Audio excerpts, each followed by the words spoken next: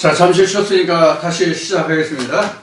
이 시간 여러분들과 함께 나눌 말씀을 지금 쉬는 시간에 잠시 지금 보드에 기록을 했습니다. 지금 이것이 지금 이 시간 여러분들과 함께 나눌 부분이 되겠습니다. 이럴 때 70봉이 하나 있으면 딱 좋은데 70봉이 없어가지고 옛날에 쓰던 70봉이 있었는데 어디 갔나 모르겠어. 옛날에 그 트랜지스터 라디오에 보면 그 안테나 뺐다 꽂았다 하는 거 있잖아요. 그런 거로 나온 그 끝에 빨간 불이 켜지는 그 건전지 넣어가지고 그런 거 있었는데 어디 갔나 없어졌어. 오랫동안 안 쓰다 보니까. 지금 이 그림을 통해서 요한복음 19장의 전부를 지금 마치려고 그래요. 이 부분이 지금 여기에 그림과 쓸모가 요한복음 1장부터 요한복음 19장까지가 어디까지냐면 지금 여기까지예요. 지금 여기 이 경계선 아시겠죠? 여리고성이죠. 여리고성이에요. 이 경계까지예요. 요거를 좀 이제 요한복음 19장의 설명을 통해서 이것을 나눠보고자 해요.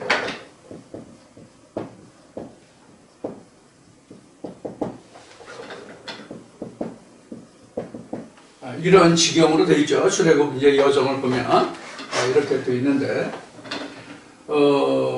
지금 애국과 광야까지라고 하는 것은 우리가 예수를 알 때 예수를 육체대로 아는 과정이에요. 그래서 요한복음 1장부터 19장까지 예수가 무덤에 들어가 예수가 실제 무덤에 들어가는 여기에요. 여기. 요 구간을 왜, 여기가 여리고 평야잖아요? 우리가 성경의 출애굽 과정의 여정을 보면 여기가 여리고 평야인데, 요단강을 건너서 여기 여리고 평야인데, 여리고 평야를 왜 예수의 무덤이라고 얘기하냐면, 이제 예수가 부활할 순간이다는 얘기예요. 실상의 예수를 지금 볼 수 있는 그런 시간이다는 얘기예요. 여기에 써져 있는 것 같이, 이 부분도 애국과 광야도 가나안도 다 I am that I am은 똑같아요. 즉 성경은 다 똑같은 성경이라 그런 얘기예요. 성경은 다 똑같은 성경인데 요한복음 19장까지로 해가지고 육체 예수는 무덤에 묻힌 바 되고 이제 부활의 예수로 와야 된단 말이에요. 그래서 요한복음 1장부터 19장까지는 표면적인 I am that I am. 우리가 표면적으로 성경을 보았단 말이에요. 지금 우리 안에서 이걸 얘기하는 거예요. 전체적인 기독교계를 통해서 얘기하는 거 아니에요. 전체적인 기독교계를 얘기하면 거기 기독교계는 이쪽 지금 애굽 시작 전이에요. 다 세상이에요 이미. 성경 그 창세기 그 1장으로 얘기하면 윗물이 있고 궁창이 있고 그 땅이 있고 물이 있고 바다가 있잖아요. 이제 바다 완전히 밖에, 즉 성전 밖을 얘기하는 거란 말이에요. 이스라엘도 하나님이 모세에게 계명을 주셔서 법궤를 만들고 법궤를 해서 성전을 지었지만 성전 밖과 성전 안은 다른 세상이잖아. 같은 유대인들이 이스라엘이 히브리인들이 사는 같은 이스라엘이라는 땅이지만 그 땅에서도 장막에 세워진 것은 구별된 장소잖아. 이것을 우리로 보면 우리 마음도 내 몸 안에 있지만 내 몸과 하나지만 내 마음 안에 하나님의 지성소는 내 안에 있지만 구별된 장소잖아. 똑같은 개념이에요. 바로 이런 거란 말이에요. 이걸 표면적으로 드러내면 이스라엘 백성들이 출애굽한 여정과 같다는 것뿐이에요. 자, 그러면 이스라엘 백성들의 출애굽 과정을 통해서 우리 보면은 우리가 지금까지 요한복음 19장까지를 통해서는 육체 예수를 말하고 있어요. 그런데 그 육체대로 알았던 예수를 요단강 넘어와서 여리고평에서 예수를 무덤에 장사 지낸 바가 된 거예요. 하나님이 이렇게 이끌어 가신 거예요. 내가 이렇게 된 것이 아니라 하나님이 우리를 이렇게 이끌어 오신 거란 말이에요. 즉 말씀이 이것을 우리가 이해해야 된다고, 깨달아야 된다고. 그러면 지금 이제 우리가 나눈 말씀에서 내가 여기 있나, 여기 있나, 여기 있나, 여기 있나, 그러면 내가 여기 있는 게 얼마고 여기에 해당되는 부분은 얼마인가도 따져볼 수 있고요. 무슨 뜻인지 이해하시겠죠? 우리가 이와 같은 것을 계속하는 거예요. 앞 시간 끝머리에 얘기했듯이 이스라엘 백성들은 육체대로 옮겼기 때문에 여기에 이렇게 건너갔잖아요. 근데 여기서 다시 뒤로 건너갈 수 없잖아. 왜? 하나님 건너가면 죽으리라고 얘기했잖아. 그러니까 못 넘어갔다고. 그런데 우리는 계속 간다고. 왜? 왜 가요? 우리 육체대로 움직이는 것이 아니라 영적으로 왔다 갔다 한단 말이에요. 영적으로. 응? 육체는 한번 가면 다시 돌아올 수 없지만 우리가 영적인 길을 가는 것이 육체적인 길을 가는 게 아니잖아. 우리가요. 우리가 이스라엘 백성들은 하나님이 이 세상에 나그네 됐다고 얘기하지만 우리는 이 세상에 나그네 된 건 맞지만은 한 나라의 국경 안에서 살잖아. 다른 나라에 갔다가도 다시 돌아와야 되잖아. 근데 하나님의 나라는 앞으로 갔으면 뒤로 물러서면 안 돼. 성경에 그렇게 되잖아요. 네가 뒤로 물러서면 어떻게 된다고요? 침륜에 빠지는 자가 된다라고 돼 있잖아요. 그러니까 우리가 하나님의 말씀에서 앞으로 전진만 있지 후진은 없어. 자동차도 우리가 다니는 길도 다 갔다가 다시 오고 그러지만은 하나님의 길은 앞으로 가는 것뿐이 뒤로 오는 건 없다. 하나님의 길은. 믿음의 길은. 이것이 우리에게 중요한 거예요. 그래서 우리가 항상 그 믿음을 앞으로만 행해서 가야 되기 때문에 바울은 또 이렇게 얘기해요. 내가 섰다 하면 넘어질까 조심하라 한 거예요. 그래서 우리는 전진만 있어요. 결코 후퇴는 없어요. 이것을 우리가 꼭 명심해야 돼요. 그래서 우리가 육체대로 안 예수는 지금 우리가 영적으로는 예수가 죽어 있는 거예요. 그냥 세상에 묻혀 있는 거예요. 영적으로 보면. 그런데 성경은 예수를 어떻게 말하고 있어요? 그는 죽을 수도 없고 음부에 들어갈 수도 없는 자다. 죽으면 들어갈 수도 없는 자라고 하잖아요. 그러면 성경이 그렇게 말하고 있다는 것은 뭐냐면 예수는 결코 무덤에 들어가지도 않고 죽지도 않는다는 얘기잖아요. 그럼 예수가 하나님이 어디에서 죽어 있다는 얘기예요? 각자의 마음에서 죽어 있다는 얘기예요. 그럼 성경에서 말하는 죽어 있다의 이야기가 뭐라고 그랬죠? 그동안 제가 뭐라고 설명했죠?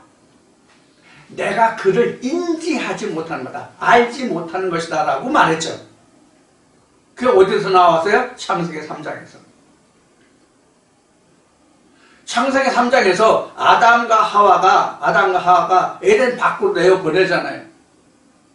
창세기 3장에서 이런 설명을 드렸어요. 어떤 설명을 드렸냐면 하나님의 성경, 하나님이 아담과 하와를 에덴 밖으로 내어보냈다라고 기록하고 있지만 이것은 하나님이 내어보낸 것이 아니라 내가 깨달은 것이다 라고 말씀드렸어요. 기억하시는 분이 있는지 모르겠어요.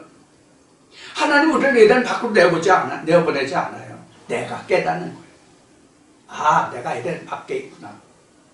이게 벗었다 의미예요. 뭘 벗었어요? 하나님의 말씀이 내게 입혀져 있지 않다는 것을 벗었다 이 뜻이에요.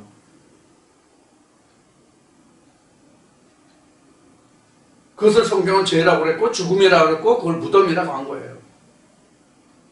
그래서 우리가 처음에 인생에 태어나면서부터 하나님과 예수를 아는 자 있다 없다? 없다. 아무도.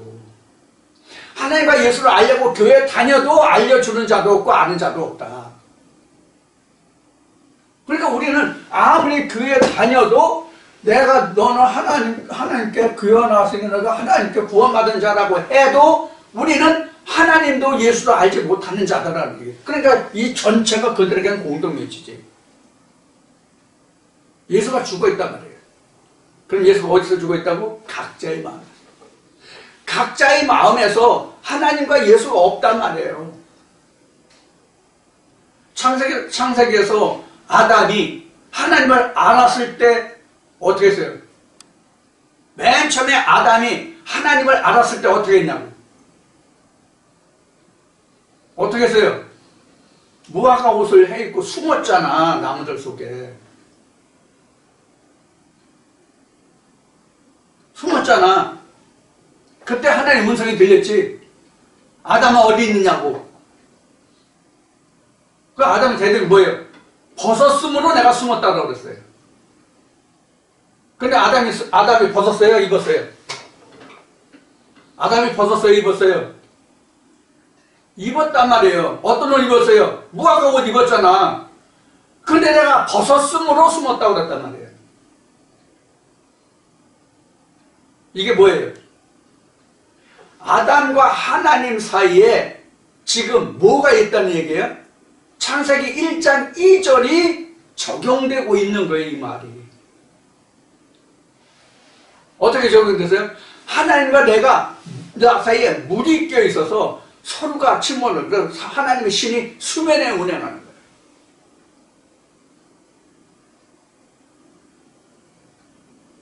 이 관계를 쭉 설명하고 있는 게 창세기고 성경 전체고 그래요. 지금 그것이 사도 요한이 여기서 설명하고 하고 있는 거예요. 지금 숨었다가 여기까지거든요. 숨었다.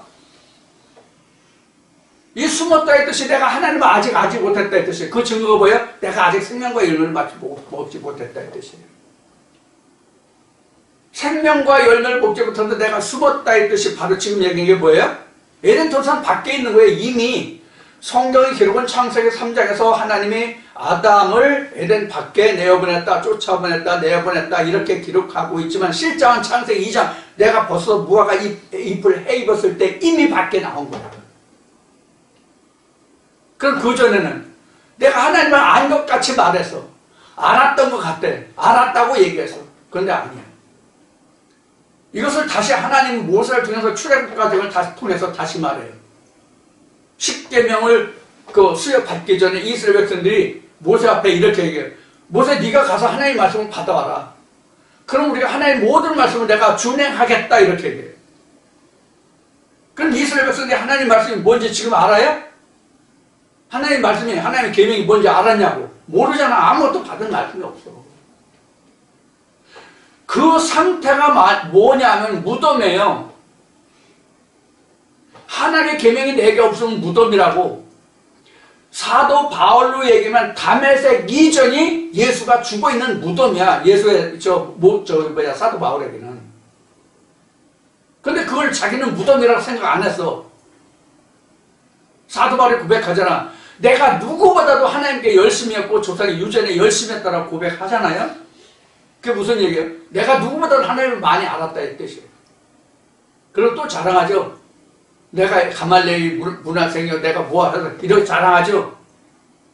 내가 무슨 신앙했어요. 뭐 했어요. 자랑하잖아요. 근데 나중에는 어떻게 해요? 담배 사건 이후에 뭐라고 그래요? 사도 바울이. 그거 다 배설물이다 얘기하죠. 그러니까 사도 바울도 다메섹에서 예수의 빛과 음성을 들은 후에 눈이 멀고 보지 못하다가 하나님의 말씀에 의해서 아나니아가 그 다섯 사람 그 사울인데 너 가서 안수해서 그를 보게 하라서 안수 받고 본 후의 고백이잖아요. 그러니까 사도 바울도 보면 다메섹에 이르러서 다메섹에 갈 때는 사울이 어땠어요? 사울이 그 마음이 어땠어요? 의기양양했죠. 너희들 내가 가면 다 죽었어 이러고 간 거잖아. 근데 사실은 누가 죽었어? 오히려 자기가 죽게 됐지. 근데 사울에게는 그게 영광이었죠? 하나님을 아는 영광이 이르게 됐잖아. 그래서 사도 바울로 보면 다메섹까지 그 가는 과정이 뭐냐면 공동묘지야. 그래서 예수가 하나님이 죽었어요? 예수 하나님이 죽었냐고. 하나님과 예수는 죽은 적도 없고 죽을 수도 없는 거예요. 그런데 누구에게 죽었던 거예요? 사울에게. 적용하면 우리도 똑같다는 얘기예요. 적용하면 사울이 겪었던 것을 우리에게 적용하면 우리도 똑같다는 얘기예요.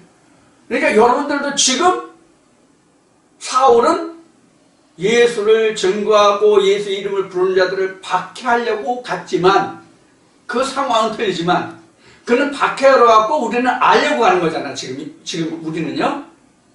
사울은 박해하려고 갔다면 우리는 알려고 하는 거예요. 그 상황은 틀리지만 똑같이 우리는 다메섹을 향해서 가고 있다. 어느 때 어느 경점에 누구에게 다메섹이 빨리 이르러서 예수의 빛과 음성을 보고 들을지는 모른다. 자기 자신도 모른다, 심지어는. 그래서 요한계시록에는 어떻다고 생각해요? 받은 자 외에는 알지 못하더라. 그러니까 받은 자만 아는 거야. 자, 그래서 우리가 지금 애국 광야 가나안이라는 이런 지경이 있는데 전체적으로 봤을 때 애국과 광야라는 것은 바로 뭐냐면 공동묘지다. 묘지야. 왜 여기서 시메트리라고 했냐면 이것은 세상적으로 똑같이 묻혀있기, 세상에 묻혀있기 때문에 그냥 공동묘지라고 한 거예요. 여기 와서만 스펄커가 되는 거예요. 여기는 스펄커가 되는 거예요. 성지에 묻히는 거지. 여기에서만 예수가 부활할 수 있어요. 여기서 예수 부활 못해요. 여기서 예수가 부활 못해요. 여기가 만약에 여기서도 예수가 부활할 수 있다면 여기도 가나안, 여기도 가나안이에요. 즉 하나님의 세상이 하나님의 지성소가 증거될 수 있고 세워질 수 있는 그런, 그래서 여기까지는 하나님이 조금 전에 말한 것 같아요. 여기까지는 하나님이 뭐라면 내가 세상에 나그네 되었다라고 하는 거예요. 그래서 너희가 나그네를 오면은 너희가 관세하지 말고 너희가 받아들여서 그들을 잘 대접하라. 너희도 세상에 핵이 되었습니다. 이렇게 성경을 기록하고 있는 거예요. 우리가 영적으로 똑같거든요. 그러면 이스라엘 백성들 이렇게 육신적인 나그네를 대했다면 우리는 어떤 나그네를 대하면 되겠어요? 예, 맞습니다. 영적 나그네. 영적으로 이렇게 헤매는 자가 있으면 우리가 그들을 받아들여서 하나님 나라로 인도하고 그들을 잘 대접해 줘야 돼요. 뭐로? 말씀으로.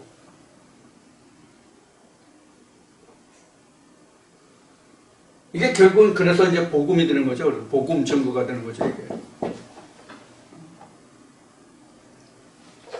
자, 그래서 예수가 여기 이제 무덤에 장사돼서 이 한 번도 장사 지내지 않은 이 각자의 마음, 장사 지내면서 이 예수가 부활해야만 영적인 예수가 어디 가서 없나?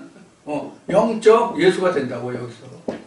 여기는 육체의 예수가 되고 여기는 부활의 예수, 영적 예수가 된다고. 그래서 사도들로 보면 여기가 오순절이란 말이에요. 이때부터 사도들이 예수를 증거했잖아. 예수를. 너희가 기다리던 메시아가 바로 그다라고 여기서부터 증거한 거잖아. 우리에게도 그래서 오순절이 있어야 되는. 그래서 여기가 우리에게는 실적인 거듭남이고 예수의 우리가 성경에서 기록하는 첫째 부활이고 이것이 바로 각자에게 요한복음 3장에서 얘기하는 거듭남이다. 이렇게 얘기한 거예요.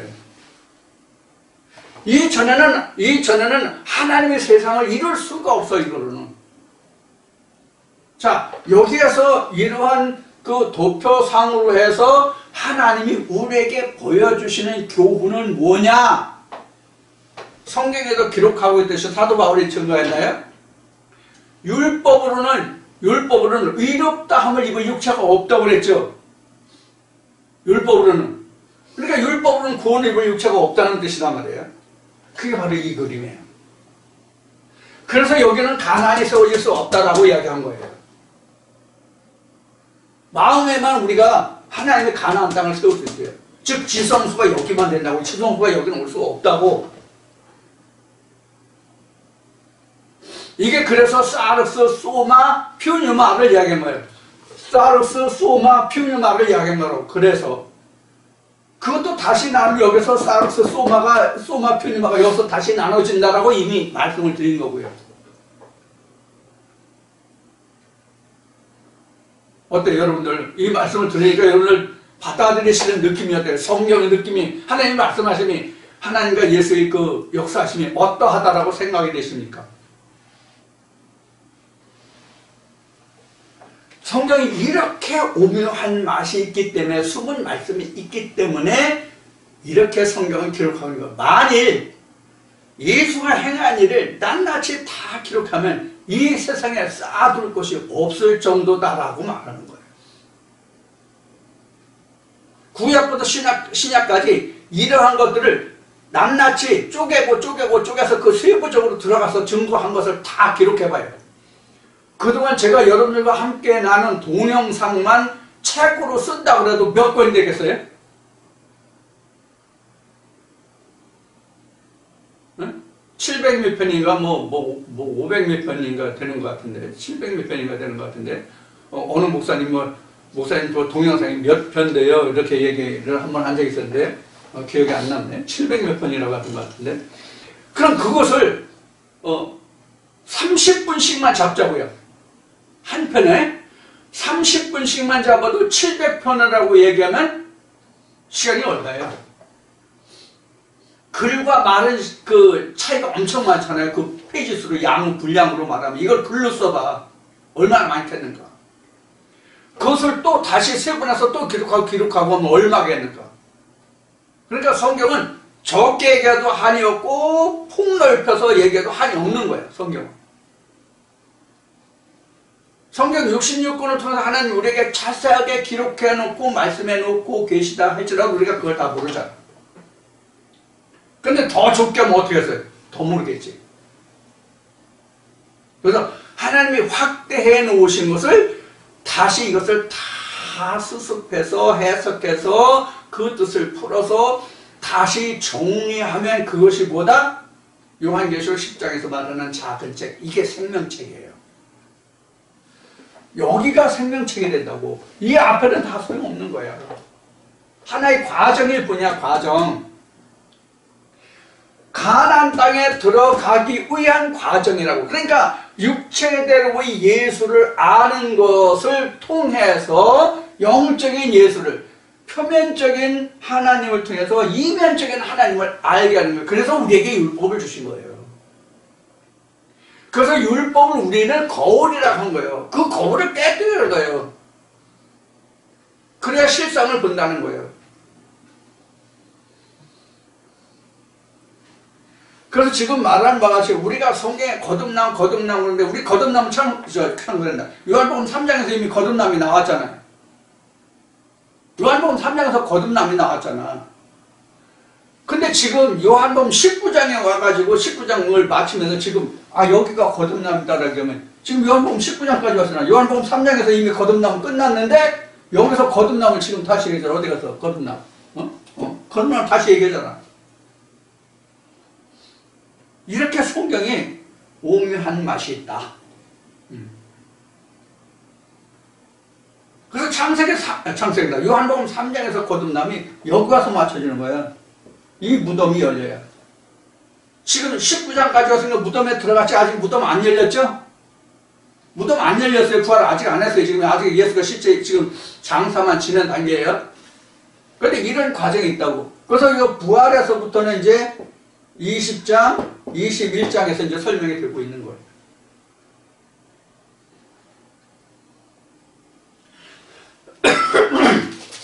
자, 그래서 여기에서 우리가 한 가지 더 살펴본다면 무엇을 살펴볼 수 있냐면 예수가 말하기를 하나님의 말씀에 성경에 사람을 신이라 하지 않았느냐 이렇게 얘기하는 말씀이 나오죠. 그래서 여기서 우리가 한 단계 진일보해서 우리가 이 말씀을 음미해 보면 뜯어보면 어떤 의미가 있냐면 구원이 하나님께 있는 것이 아니라 인간에게 있다 이렇게 설명할 수 있는 부분이에요. 이게 무슨 말이에요? 이게 무슨 말이에요? 구원이 하나님께 있지 아니고 인간에게 있다 사람에게 있다 하는 말이 무슨 뜻이냐고. 성경과 전혀 위배되잖아 이 말은. 그렇죠? 하나님이 인간을 구원하는 게 아니라 내가 구원을 받을 수 있는 그 주체가 된다는 얘기가 그 성경과 신학과 전혀 배반이 되지, 이율 배반이잖아. 전혀 틀리는 말이잖아요. 그럼 이게 무슨 말이냐? 내가 이 무덤에 있는 이 예수를 부활시킬 것인가 안 시킬 것인가 하는 주권이 누구에게 있어요? 하나님께 있어요? 각자에게 있어요. 이게 무슨 뜻이에요? 이게 말이 되는 얘기예요? 말이 되냐고. 안 되죠? 우리가 그동안 상식적으로 알고 신학적으로 우리가 가르침을 받고 배움을 가지고는 이것이 전혀 해석이 안 되잖아. 말이 안 되잖아. 이렇게 내 마음속에 예수가 죽음 바 된 것을 알았다면 이 무덤을 여는 것이 누구예요? 각자 자신이라고. 그럼 이게 무슨 뜻이냐? 지금 제가 전하는 이 말씀 여러분 들으시잖아요. 당시에 예수가 한 말을 제자들이 들었잖아요. 그러면 신명기의 말씀에 기록한 바와 같이 내가 너에게 복과 저주를 준다고 그랬잖아요. 내가 너에게 복과 저주를 주는데 복이 되는 말씀이 따로 있고 저주가 되는 말씀이 따로 있다고 그랬어요, 성경에? 아니잖아요. 한 말씀을 주면서 이스라엘 백성에게 한 말씀을 주면서 한 말씀을 놓고 즉 똑같은 성경을 두고 하나님이 이스라엘 백성들에게 말씀하시기를 이 말씀을 지키면 복이고 이 말씀을 지키지 않으면 저주라고 그랬단 말이에요. 그러면 그 말씀을 적용해서 내 안에서 예수가 죽어 있는 것을 내가 알았어. 그럼 예수를 살려야 되겠다, 죽여야 되겠다는 결정권이 누구에 있어? 누구에 있어? 무슨 얘기면 이런 얘기예요. 하나님의 한 말씀을 두고 지키면 안 지키면이라고 했잖아요. 마찬가지로 예수가 죽어 있는 걸 알았어. 그럼 네가 살릴 것이냐 죽을 것이냐 것을 누가 선택하냐고. 각자가 선택하는 거예요. 그럼 예수를 부활시키는 장본인이 누구야? 예수를 부활시키는 장본인이 누구냐고. 그 시작 첫 단초를 끼우는 게 누구냐고. 단초를 깨는 게 그 시작이 따라하면 각자. 그래서 마태복음 27장에는 먼저 예수가 부활한다고 되는데 예수가 부활하게 할 수 있는 것이 누구냐면 나라고. 즉 이 말씀을 여러분들이 받으시면 이 말씀을 지키시는 것이 되고 이 말씀을 지키면 여러분 예수가 부활된 내가 오는 거거든. 이 말씀을 거역하면 예수는 죽는다고. 그 권한이 누구에게 있다? 각자에게 있다. 그래서 예수를 죽일 권한도 살릴 권한도 각자에게 있는 거예요.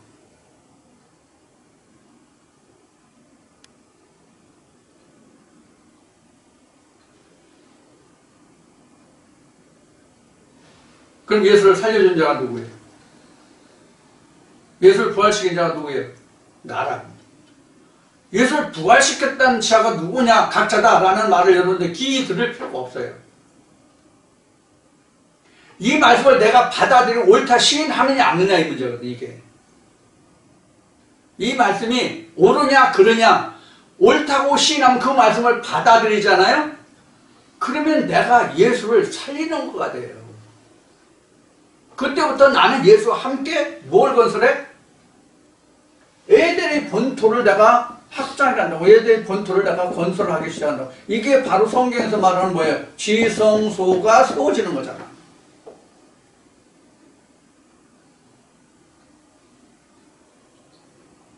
이때부터 예수가 말한 대로 나와 예수는 함께 일한단 말이에요. 하나님이 일하시니 나도 일한다. 이 얘기를 우리에게 하면 예수가 일하니 나도 일한다. 이렇게 된단 말이에요. 예수가 일하는 걸 봐야 내가 그 일을 할 거 아니야.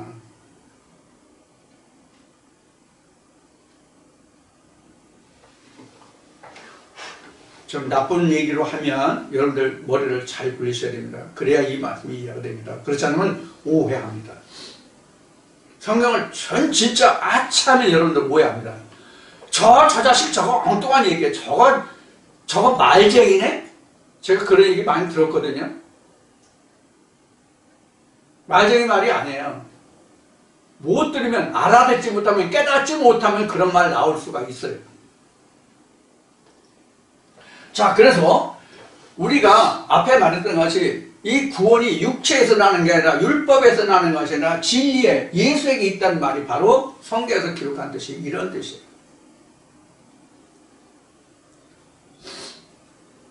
그래서 사도 바울이 증거한 대로 보면 여기도 유대인이고요. 이 부분도 유대인이에요. 전체적으로 보면 유대인이에요.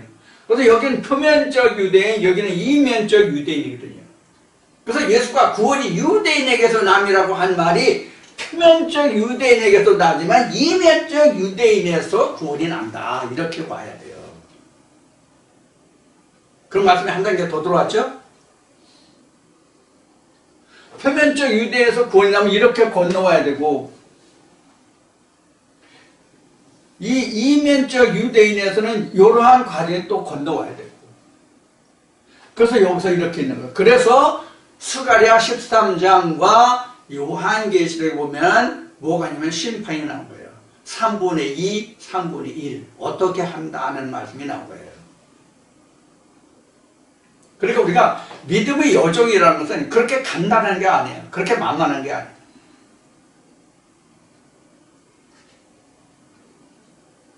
그래서 우리가 이제 성경이 지금 66권이라는 것을 모르는 사람이 없는데, 이 사도 요한이 지금 요한복음을 공부하고 있는데, 요한복음을 보고 있는데, 요한복음과 요한 1, 2, 3, 4와 요한계시록을 통해서 사실 성경 전체를 다 관찰해놨다, 기록해놨다, 이렇게 볼 수 있는 거예요. 작게 보면 사도 바울도 고린도전서 15장을 통해서 성경 전체를 다 설명해 놓고 있죠. 물론 부분 다른 많은 말씀들을 증거해 놓은 거지만 가장 대표적인 것이 첫 아담과 마지막 아담의 관계거든요. 사실 성경 전체를 다 얘기하면 첫 아담과 마지막 관계거든요. 첫 아담이 어디까지냐? 요한복음 19장까지 지금 여기가 첫 아담이에요. 여기 지금 요단을 건너서부터 여기까지가 지금 마지막 아담 얘기거든요. 그럼 진짜 성경의 핵심은 어디에 있어요? 마지막 아담에 있는 거예요. 첫째 아담을 통해서 마지막 아담을 이야기하고 있는 거예요. 이게 고린도전서 15장에서 사도 바울이 전체적인 것을 집약해가지고 세상 말로 얘기하면 엑기스만 걸러서 기록해 놓은 것이 고린도전서 15장이라고 말할 수 있어요. 고린도전서 15장에는 첫째 부활과 둘째 사망에서 언급한 것이 없지만 첫 아담과 마지막 아담이 바로 첫째 부활과 둘째 사망에 관한 이야기거든요.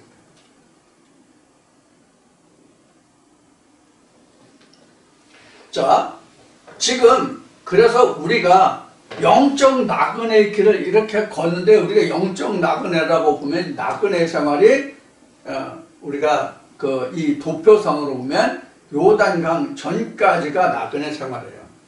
요단강을 건너면 여기서부터는 뭐가 생겨요? 내 땅이 생겨요. 요단강을 건너면 내 땅이 생긴다. 애굽은 땅은 있으되 내 땅이 아니기 때문에 경작할 수가 없어. 광야에 나왔더니 여기는 경작할 수 있는 땅이 아니기 때문에 경작할 수가 없어. 요단강을 넘어오니까 이게 하나님이 내 땅을 주시는데 무엇을 통해서 내 땅을 주셔요? 전쟁을 수반해야죠. 전쟁에서 이겨서 내가 승리자가 되면 하나님이 내게 땅을 주시고, 전쟁에서 지면 나는 죽고 내가 거기에 경작할 땅이 없어. 그게 바로 이렇게 경작해 간다, 내 땅이 된다, 땅 따먹게 한다라고 그동안 표현한 부분이에요. 매일 싸워야 돼요. 매일 싸워야 돼요. 그래서 내 땅을 찾고 뭐라고 그럴까? 넓혀간다. 넓혀간다. 그래서 성경에 뭐래? 내 지경을 넓혀라, 이렇게 돼 있죠. 내 지경을 넓혀라. 지경을 넓히는 게 여기서 넓히는 게 아니라 여기서 하나님 땅의 지경을 넓히는 거예요. 즉 지성소를 세워라, 이런 뜻이에요. 지경을 넓혀라. 근데 이사야 말씀에 보면은 이래요. 경계에 경계를 더하고 교훈에 교훈을 더하고 울타리를 치고 자기 홀로 거하려 하는 자들은 화 있을지죠, 이렇게 기록해요. 그건 여기에요. 여기서는 경계가 없어요. 여기서는 경계가 없다고. 가나안 땅에서는 경계가 없다고. 그럼 뭐가 있어요? 대적만 있을 뿐이에요. 여기는 대적만 있을 뿐이라고. 대적, 적만 있을 뿐이라고. 적이 있다는 뜻은 무슨 뜻이에요? 싸워야 된다는 뜻이에요. 이 땅을 내가 차지하려면 대적이 있다는 뜻은 그 대적을 물리쳐야만 그 땅을 내가 차지할 수 있다는 얘기예요. 이것이 요한계시록은 7 대접 재앙이고 이스라엘 백성의 출애굽 과정을 보면 가나안 땅에서 전쟁이 있었다는 얘기예요. 이스라엘 백성의 진짜 전쟁을 혹독하게 치렀던 것은 가나안 땅이에요. 세상의 인류학자나 전쟁학자들은 이렇게 말한답니다. 하나님을 선하시다 거룩하시다라고 이야기하는데 가나안 땅의 예를 봐라. 그 왜 무고한 사람들을 다 죽였느냐? 그래도 하나님이 선하시냐? 그래도 하나님이 최고의 선이냐? 이렇게 얘기를 한다고 그래요. 근데 이것이 옛날 옛적에는 이렇게 창세 때는 이렇게 했는지 모르지만 우리가 영적으로 보면 어떻게 돼요? 당연히 이런 가나안 전쟁이 있어야 되죠. 당연히 가나안 전쟁이 있어야 그 땅이 내 소유가 되고 내 땅이 있다는 얘기는 이런 얘기를 하면 스스로 심고 거둔다 이런 뜻이란 말이에요. 내 땅이 있어야 내가 심어서 내가 거둬서 내 거가 되지. 내 땅이 없으면 심어서 가꾸어서 타작해서 소산이 있을지라도 그 땅 주인의 것이잖아. 그 소산이 내 거가 아니잖아. 세상에서는 어떤 농토를 내가 소작으로 받아서 내가 소작인이 됐다면 그 땅에서 나오는 소출의 얼마를 내가 배당을 받아요. 뭐 옛날 말하면 3,7제니 4,6제니 이렇게 했어요. 지금은 한 그 1대9 정도 돼요. 지금은요. 제가 여식으로 내려와 보니까 1대9 정도 돼. 그러니까 소작인이 90%를 차지하고 주인은 10%뿐이 차지하지 못해. 현재 그 비율로 보면 되게 그 정도예요. 그런데 옛날은 죽어라 하고 농사를 지어도 30% 40% 받으면 잘 받았다고. 거기에서 거름 줘, 인건비 줘, 뭐 하고 하면 사실 소작에는 남는 게 없었거든. 빚어서도 농사 짓고 주인한테 소작료 다 주고 나면 소작에는 받을 게 없어. 그런데 지금은 소작이 더 많이 받아. 그만큼 일하기 힘들고 지금 일하는 사람 일꾼이 없기 때문에 그래요. 그만큼 이제 시골에는 농사질 그런 인력이 없어. 그래서 그래요. 그런데 영적으로는 내 땅이 아닌 데서는 내 소득이 전혀 1%도 없어. 뭐 10%가 아니라 1%도 없어. 내 땅이 아니면 다 원수 막일 거야.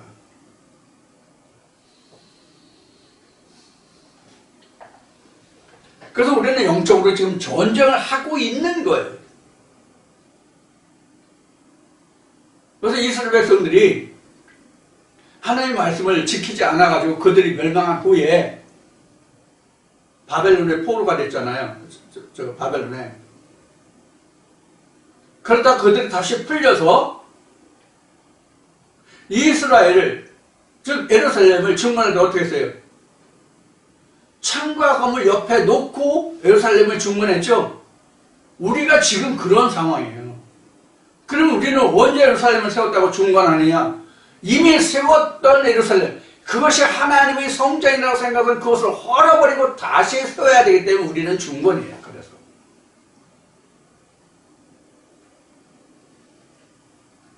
이미 세웠던 성전이 헐어지는 게 바로 어디까지예요? 요한복음 19장까지예요. 이걸 다 장사진해야 돼요. 육체대로 알았던 예수 그리스도를 싸그리 다 없애야 된다고. 그리고 다시 세워야 된다고. 그래서 중건이 재건이에요. 그래서 여기서 항상 우리가 창과 검이 있어. 뭐 하나님 말씀의 검, 말씀의 활, 불의 활. 활하면 원수 마귀만 활을 가졌다고 얘기하는데 아니에요. 하나님의 말씀도 불의 화살이에요.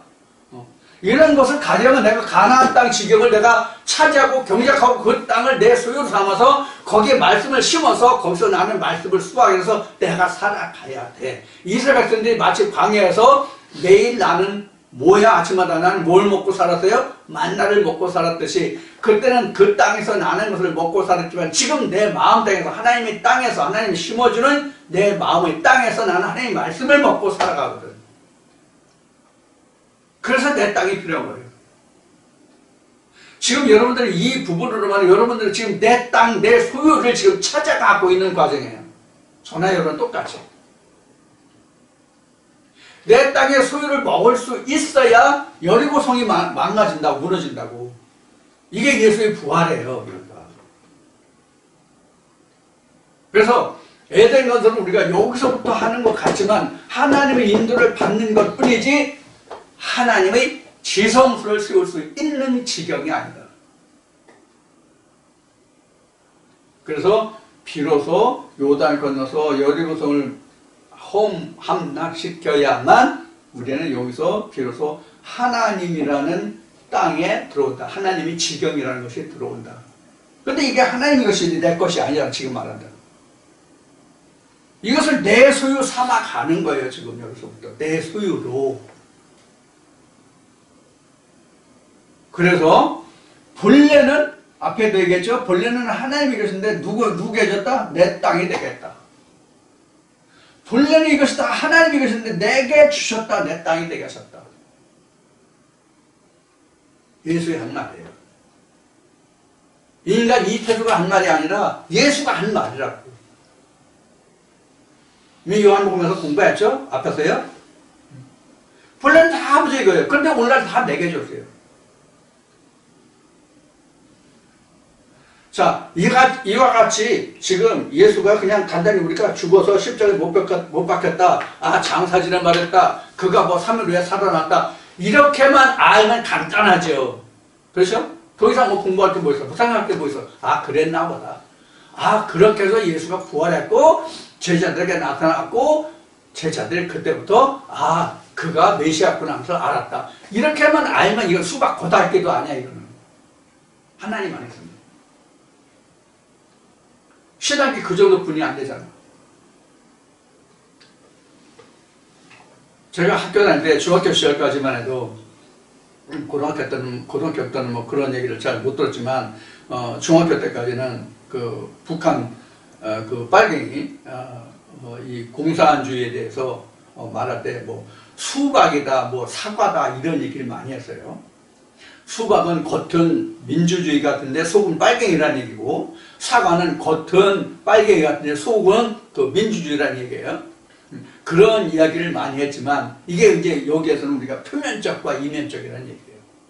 우리가 표면적으로 하나님을 알고 예수를 알고 우리가 내가 구원받았다 하나님을 믿는다 예수를 믿는다라고 말할 것인지 아니면 이면의 예수를 통해서 내가 진짜 하나님을 알고 예수를 알고 구원을 말할 것인지 하는 문제가 지금 이 부분에 있는 거예요. 우리가 그동안 수박 겉핥기식으로 온 거예요. 자, 그래서 요한복음 19장을 통해서 요한복음 19장을 요한복음 그 공부를 통해서 요한복음 19장에까지 오면서 지금 요한 19장을 통하여 지금 사도 요한이 증거하고 있는 바는 자꾸 지금 이 부분을 이야기하는 거예요. 부활 후는 방금 전에 얘기했듯이 지워졌네. 20장, 21장에서 지금 요 부분이 지금 설명될 거예요. 요 부분이. 그래서 남은 것은 그 요한복음 20장과 21장을 통해서 이러한 부분들에 대해서 보충하면서 말씀을 진행하도록 하겠습니다. 여러분 오늘 2시간에 걸쳐서 그 나눈 그 예수의 죽음과 나와의 관계를 지금 우리가 이제 여기서 볼 수 있어요. 그래서 이제 이 말씀을 정리하면 지금 말한 것이 이제 정리하고자 하는 부분인데 예수의 십자가의 죽음과 그 부활을 보면 이런 거예요.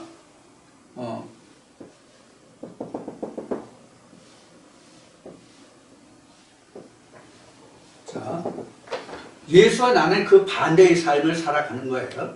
예수와 나는 그 반대의 삶을 살아가는 거예요. 누가 증거였어요? 세례 요한이 증거였어요. 그는 흥하고 나는 쇠하리란 거예요. 여기서부터예요. 여기서부터 나는 쇠하고 그는 흥하고가 여기서부터라고.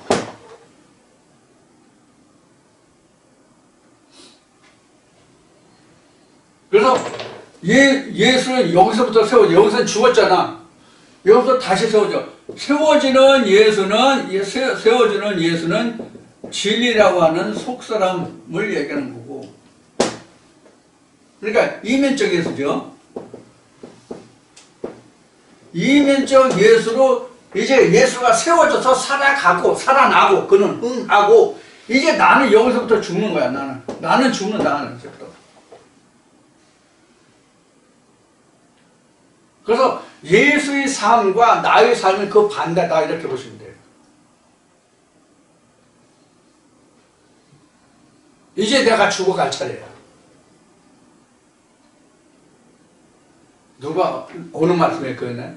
전에는 내가 살았더니 이제는 내가 어떻다고? 바로 이게 지금 그 성경이 그 증거하는 바가 이거예요. 근데 우리가 성경 구절을 봐도 그게 무슨 뜻인지 우리가 알지 못했잖아. 무슨 뜻인지를. 글자를 모르는 게 아니라 그 내막을 몰랐단 말이야. 내막을. 그 진실이 무엇을 두고 하는 말인지를 우리가 알지 못했단 말이에요. 우리가 이런 말을 하죠. 부모가 자식에게, 선생이 제자들에게 어떤 지식을 가르쳐, 어떤 교훈을 줘. 근데 말은 들어도 듣지 못해. 그래서 이사야서에 뭐라고 그랬어요? 보기는 보아도 듣기는 들어도 보지 못하고 깨닫지 못하느라 마치 벙어리에게 규모어리에게 이런 얘기가 바로 그런 얘기예요. 누굴 향해서? 우리 영혼을 관해서 얘기하는 거거든요.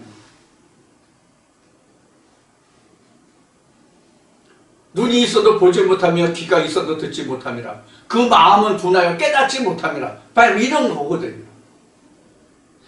이제부터 내가 보고 듣고 깨달으면서 나는 죽고 그를 세울 수 있는 거예요. 하나님 나라를 세워간다는 뜻이에요.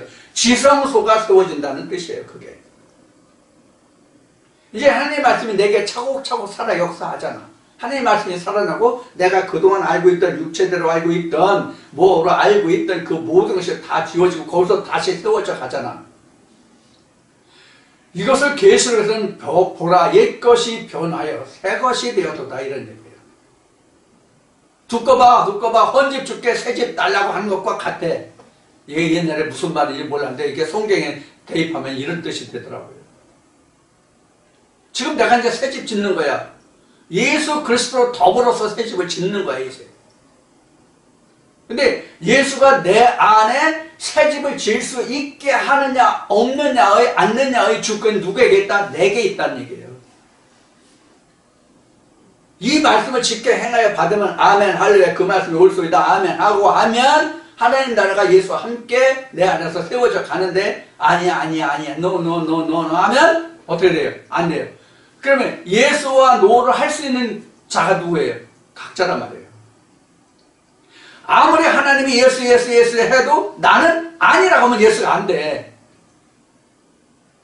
그래서 사도 바울은 이렇게 하죠. 하나님 말씀은 예만 있고 아니라 함이 없다. 그런데 아니라고 부인하는 게 누구야? 내 마음이거든.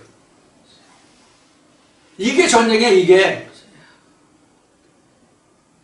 아니라고 하면 내가 왜 아니라고 하는지 그 말씀이 아니어서 진짜 아니라고 하는지 참인데도 내가 가진 것이 크고 중요해서 아니라고 하는지 이게 충돌하는 게 전쟁이라고. 이 전쟁을 지나야 내가 하나님 나라가 세워져 간다고. 그래야 하나님 말씀 하나가 심어져서 열매를 맺으면 아 그렇구나 하는 것을 알게 되는 거예요. 그래서 말라기는 시험을 해봐라. 되나 안 되나. 내 말은 하나도 헛된 것이 없다. 이렇게 성경은 증거하고 있는 거예요. 근데 뭐 몇 번 거듭되는 얘기지만 그 기준이 내게 있단 말이에요. 말씀에 기준을 둬야 되는데 내가 기준을 정한다고. 내가 말씀에 두긴 하는데 내가 아는 말씀의 기준에 둔다고. 내 안에 하나님이 일이라는 것이 들어와 있어. 하나님의 말씀이 일이라고 하는 것이 내가 옳다라고 들어와 있어. 근데 실제 성경을 보니까 둘이야. 이게 옳고 이게 틀려. 이게 옳고 이게 틀려. 근데 내가 이미 옳다고 했기 때문에 내 마음에서 이거 옳다 소리가 안 돼. 이게 전쟁이라고. 그래서 이런 때 하나님이 뭐냐면 내게 물어라. 나와 변론하자. 이렇게 된 거예요. 이런 부분이 생기면 우리는 어떤 과정을 거쳤냐면 많은 성경 말씀을 자기가 아는 총 지식을 동원해서 다른 말씀이 어떻게 증거하고 있는가 하는 것을 찾아보고 연구하고 생각하는 거예요. 이것이 하나님이 말씀하신 나와 변론하자 내게 물어라 하는 뜻이에요. 혼자 자기 생각에 잠겨서 고민하다 이거 아니야 이러지 말고. 그럼 옳다고 시인하는 것은 어떠냐? 옳다고 시인하는 것 똑같아요. 그래 자기 마음에서 그냥 와 닿으면서 그래 옳다라고 하면 안 돼. 이것도 하나님과 변론해야 돼. 내가 지금은 일이 참이라고 알고 있었는데 이가 참이라네. 그런 말씀을 쭉 찾아보는 거야. 그동안 알고 있던 자기가 생각했던 그 말씀을 모두 다 망라해서 찾아보는 거야. 이게 옳다고 생각했는데 아니네. 이런 과정이 있어야 하나님과 변론하면 그것이 내게 참된 것이 되는 거예요. 그 말씀을 심어서 결국 어떤 것인지를 보고요. 이것이 다시 신명기로 돌아가서 말씀을 보면은 어떤 하나님의 선자가 있다고 하자. 근데 그가 이런 말 저런 말 많은 말을 했어. 근데 그 사람 말한 것이 내가 뭐 성취됨도 없고 뭐 어떤 감흥도 없고 아무것도 없어. 그럼 그건 하나님 보낸 자가 아니야. 그러니까 너는 그를 두려워하지 마. 이런 말씀 있잖아요. 그게 바로 하나님께 시험한 결과란 말이야. 하나님을 시험하라고 돼 있잖아 말하기에. 시험하라는 말이 나왔으니까 생각나는데 인간이 감히 하나님을 시험합니까? 하나님도 인간을 시험하지 않는다고 그러세요. 시험을 드는 것은 자기 생각에 관한 것이라고 성경은 증거하고 있잖아요. 자기 마음에서 시험을 하는 것이라고. 하나님 시험하는 것이 아니라. 그런데 하나님은 인간을 시험하지 않는데 인간은 하나님을 시험한다고 실제로. 특히 율법에 있는 자들, 율법에 있는 자들. 제일 큰 게 뭐냐면 여러분들 목사가 되를 여러분들 11조 해봐. 그리고 하나님께 기도해봐. 하나님이 복을 부어주나 안 부어주나 한번 시험해봐. 되긴 뭘 돼 개뿔.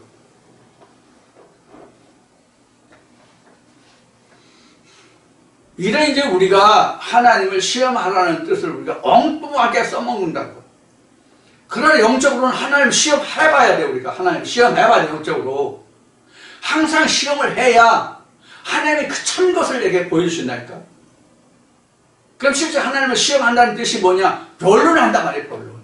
이 말씀이 그런가 저런가 신어봐서 결과가 무엇인가 내가 확인한단 말이에요. 하나님을 확인한다? 인간이 하나님을 확인한다? 이게 말이 안 되잖아 이것도. 그러니까 모든 것은 말씀으로 이루어지는 거예요. 말씀으로 시험하고 말씀으로 이루어지는 거라고. 말씀으로 심고 말씀으로 거두는 거라고. 여러분들이 이런 면면을 잘 살펴서 우리가 무덤에 있다, 무덤에서 나왔다 하는 이 뜻도 여러분들이 함께 새겨야 할 필요가 있는 거예요. 무덤에 있는 자들은 하나님을 감히 무서워서 시험하지 못해. 무덤 밖에 나온 자만 하나님과 변론을 할 수 있어. 옳은가 그른가를 말씀을 통해서 따져볼 수 있다고.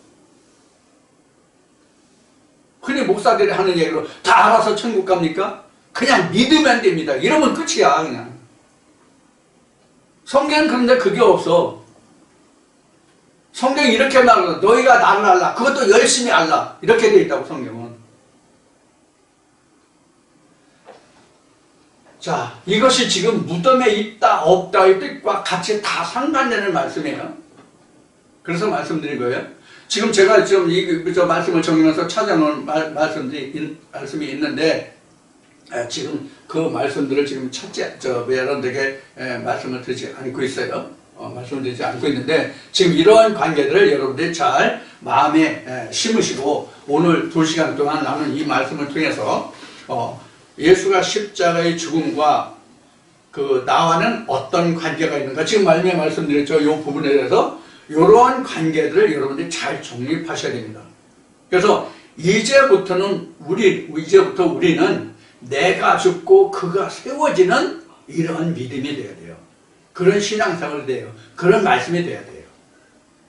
이것을 요한복음 19장을 마치면서 여러분들 함께 나누고자 하는 알아야만 하는 그런 부분들을 여러분들 오늘 2시간을 통해서 말씀을 나눴습니다. 부디 여러분들 이런 말씀을 잘 참고하시고 깊이 묵상하셔서 여러분들 마음속에 정말로 하나님께로 달려가는 첩경 길라잡이의 말씀이 될 수 있기를 기원합니다.